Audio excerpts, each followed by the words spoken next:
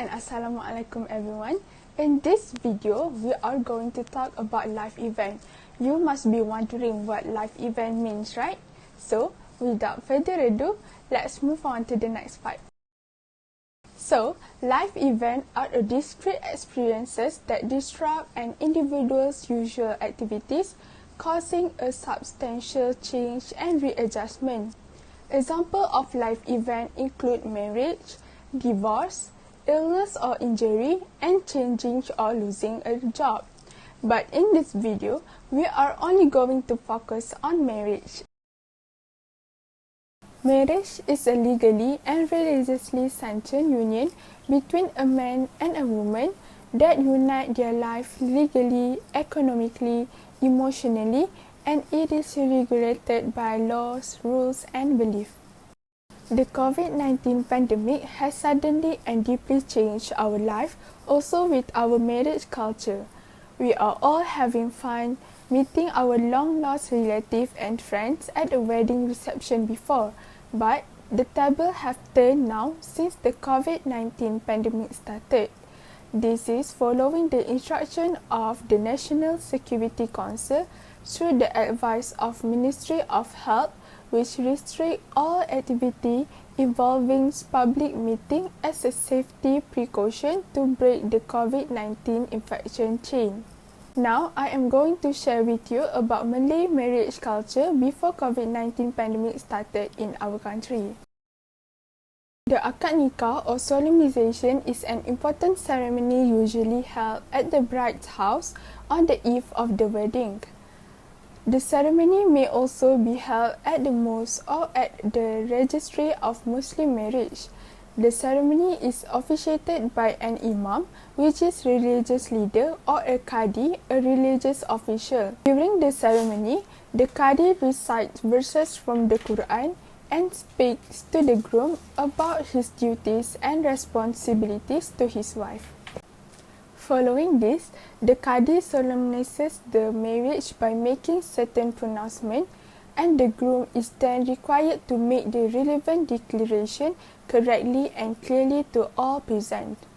After this declaration, the bride and groom sign the marriage contract. The contract is sealed with the mas kahwin, which can be in cash or kind. Mas kahwin symbolizes the beginning of a husband's responsibility toward his wife in fulfilling his everyday needs. Muhammad Faris bin Khairul Anwar. Saya. Aku nikahkan dikau dengan anakku Nurwardina binti Ahmad Sabri dengan mas kahwin seutas gelang tangan. Aku terima nikah Nurul Afira Loy binti Ahmad Sabri dengan mas kahwinnya seutas gelang tangan. Malay wedding ceremonies are generally festive, grand, attended by many invited guests and variety of appetizing cuisines. Majlis bersandang, or better known as the wedding reception, is a much larger party held for extended family, friends, and acquaintances. The wedding ceremony begins with the groom going to the bride's home, usually accompanied by a kompang, bunga mangga carriers, friends, and relatives. The highlight of the wedding is bersanding, when the bridal couple in their wedding venery sit on throne placed on the pelamin. They are treated as king and queen for the day. During the ceremony, friends, relatives, and guests offer their blessing and congratulations and sprinkle yellow rice and flower petals. Both items are symbols of fertility for the bridal couple. So, that is all from me. I will pass the video to my friend Umi Syahirah to share to you about Malay marriage culture after COVID-19. Assalamualaikum warahmatullahi wabarakatuh. I am Umi Syahirah binti Ramli and my metric number is 286351. I'm going to present what is the new normal of marriage. The new normal of marriage is the adaptation to new habits that have been pushed activity and to an indefinite state.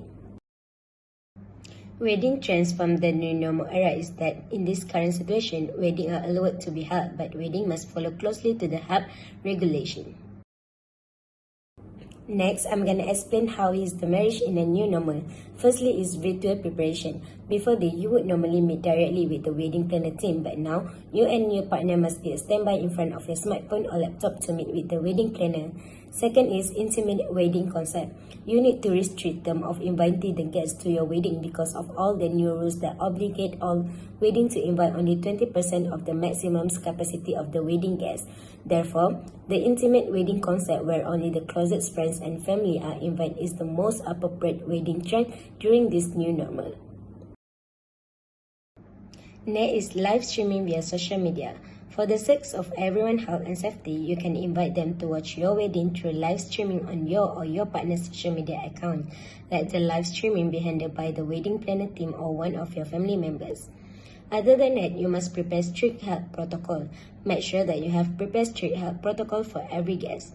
For example, before entering the venue, every guest must go through a temperature check situation. Afterwards, ask the guests to wear masks or face shield. Due to the current situation, it is best to not shake hand or any touching gesture. Next is sanitize before and after the weddings. Apart from asking all guests to wear masks or face shield, it's also important to ask them to bring their own hand sanitizer. This plea to bring hand sanitizer can be written inside the invitation. You can also set up a hand washing station or a specific spot to spray the hand sanitizer on guests before entering the venue. Lastly is outdoor venue is the better option. An outdoor wedding venue will make guests feel easier to do physical distancing. Moreover, an outdoor venue creates better air circulation and minimizes the risk of virus transmission. So the conclusion is, your wish to hold a wedding amidst the adaptation to the new habits can still be realized. As long as you obey the health protocol and keep protecting each other, the pandemic won't be an obstacle for your dream wedding. That's all from me. Thank you.